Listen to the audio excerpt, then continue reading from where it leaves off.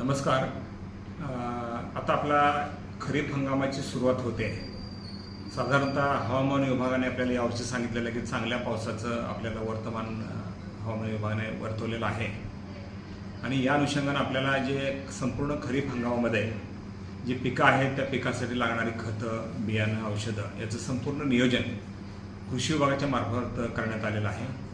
विशेषतः सोयाबीनचं बियाणं जे दरवर्षी आपल्याला आपल्या 3-4 तालुके आहेत तिथं आपल्याला सोयाबीनची लागवड जास्त मोठ्या प्रमाणात होते.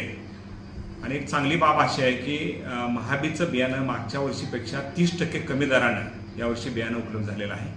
आणि आपसुकच इतर कंपन्यांचं सुद्धा रेट निश्चितपणे कमी राहतील. आणि खताच्या संदर्भात सुद्धा सगळे युरिया असेल, DAP असेल, मिश्र खतं असतील, सर्व खतं पुरेशा प्रमाणात उपलब्ध आहेत.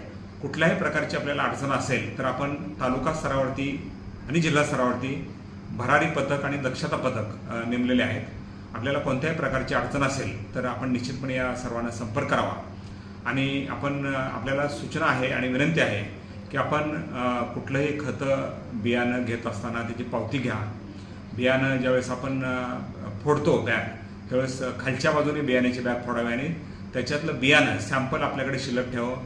त्याचे टॅग, त्याची पावती, बिल जपून ठेवावं, जेणेकरून आपल्याला कुठलीही अडचण आली तर त्या संदर्भात आपल्याला तक्रार करता येईल आणि आपल्याला त्या नुकसान भरपाई मिळू शकते.